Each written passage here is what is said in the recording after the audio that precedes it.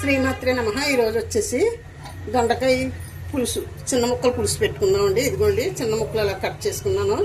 ఇదిగోండి చిన్న చిన్న ముక్కలు కాయ మధ్యలో కోసుకుని ఇలాగా రెండేసి ముక్కల కింద చిన్న చిన్న ముక్కల కింద కట్ చేసుకున్నానండి. ఇది దీనికి కావాల్సినవి ఇదిగోండి పోపు వేసుకుందామండి. శనగపప్పు మినప్పప్పు వేస్తున్నానండి. కొంచెం ఎల్లుల్లి రేఖలు కూడా వేసుకున్నానండి.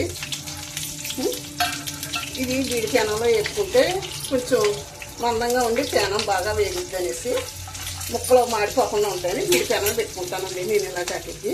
ఇదిగోండి ఎండుమిర్చి కూడా వేస్తున్నాను. వేసాను, వేగుతున్నాయి కదా.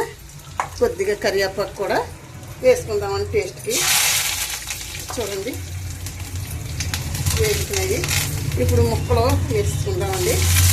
పోపు మాడిపోకుండా వేసుకుంటే మనకి బాగా వేగిన తర్వాత అప్పుడు మనం మసాలా వేసుకుందామండి.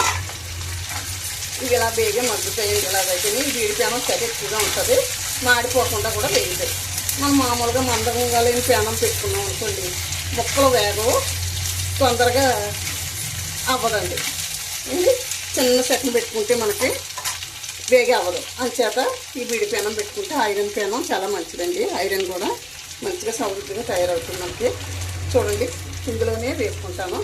ఇది వేగిన తర్వాత మనం ఉప్పు కారం మసాలా అన్నీ వేసుకుని పులుసు పోసుకుందామండి. ఏంటి వేగుతున్నాయి కదా, కాసేపు మూత పెట్టి ఎలా వేగుతున్నాయి ఒకసారి చూసుకుందామండి. అదిగోండి వేగుతున్నాయి, ఇంకా వేగాలండి. ఇంకా కొంచెం వేగిన తర్వాత మనం మసాలా అది వేసుకుందామండి. ఉప్పు మసాలా అన్నీ వేసుకున్నాం. ఇంకొక 2 నిమిషాలు మనం బాగా వేగింటే దగ్గరికి వస్తాయండి. దొండకాయ చిన్న ముక్కల పులుసు చాలా బాగుంటుందండి. చూడండి తొందరగా మగ్గి దగ్గరికి రావాలంటే మనం ఇప్పుడు కొంచెం ఉప్పు వేసుకుందామండి. కొంచెం వేగే కదా, సరిపడా ఉప్పు వేసుకుంటే మనకి బాగుంటుందండి. బాగా నీళ్ళ దిగి వేగే ముక్కలు తొందరగా ఉడుకుతాయండి. అంచేత మళ్ళీ మూత పెట్టుకుందామండి. ఇప్పుడు చూద్దామండి ఎలా మగ్గుతున్నాయో. అబ్బా చూడండి చాలా బాగా మగ్గుతున్నాయి కదా. ఇప్పుడు మనం కొంచెం మసాలా పేస్ట్ వేసుకుందామండి. ఇవ్వండి మసాలా చేసి పెట్టుకుంటాను నేను, అది కొంచెం పేస్ట్ వేసుకుందాం. వేసానండి. ఈ మసాలా కూడా మనకి మగ్గితే ఇందులో స్మెల్ రాకుండా ఉంటుందండి, బాగుంటుంది. ఒక్క నిమిషం మనం మూత పెట్టుకుందాం. మనం మగ్గిన తర్వాత ఉప్పు కారం అది వేసుకుని చింతపండు రసం వేసుకుందామండి.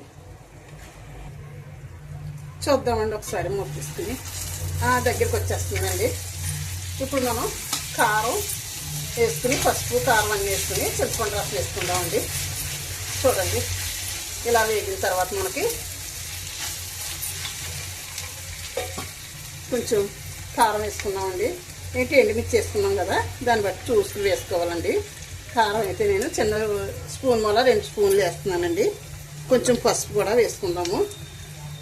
పసుపు ఏ కర్రీలోనే సరే పసుపు వేసుకోవాలండి, కర్రీని బట్టి. ఇదిగోండి చిన్న బెల్లం ముక్క కూడా వేస్తున్నానండి. ఒక్క నిమిషం ఇలా వేపి మనం పులుసు వేసేసుకుందాం. చింతపండు పులుసు తీసుకుని పెట్టుకున్నానండి. చాలా బాగుంటుందండి. ఇదిగోండి పులుసు వేస్తున్నాను. దొండకాయ చిన్న ముక్కల పులుసు చాలా బాగుంటుంది. చిన్న ముక్కలతో పెట్టుకుంటేనే, మరి పలచగా పెట్టుకోకూడదండి. కొద్దిగా కొంచెం వాటర్ వేస్తానండి. ఇంకని అంటే మగ్గాలి కదా, పులుసు మరగాలి కదా, అంచేత కొద్దిగా తక్కువగా వాటర్ వేస్తానండి.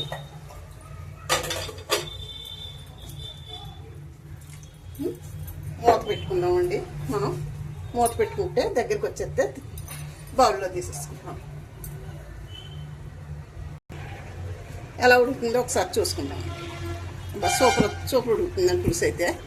ఉప్పు కూడా చూసుకున్నాము. ఉప్పు చూసుకోవాలి కదా, ఉప్పు సరిపోయింది లేదన్నది చూసుకుందామండి మనం.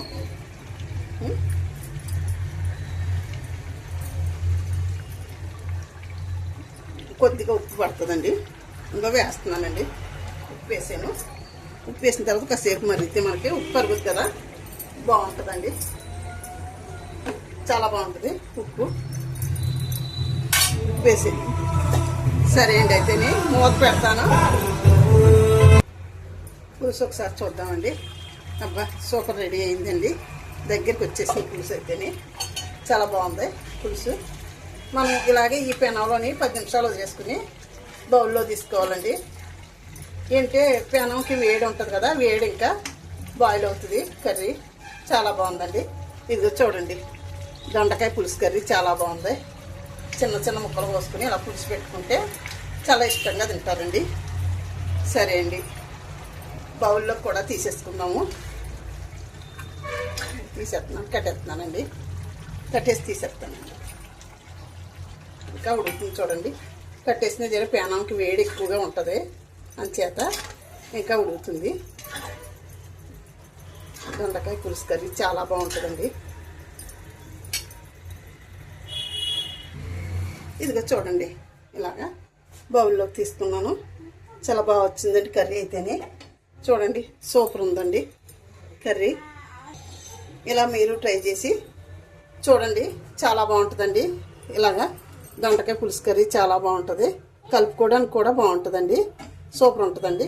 సరే అండి, వేడి కూడా చేయదండి. మనకేంటే పులుసు పడుతుంది కదా, అంచేత బెల్లం వేసుకుని చింతపండు పులుసు వేసుకుంటే వేడి కూడా తక్కువగా ఉంటుందండి. దొండకాయ వేడి కూడా చేయదండి ఏంటి. సరే అండి, ఉంటానండి. శ్రీమాత్రి నమః, శ్రీమాత్రి నమః, శ్రీమాత్రి నమః. నచ్చితే సబ్స్క్రైబ్ చేయండి, లైక్ చేయండి. ఉంటానండి ప్లీజ్.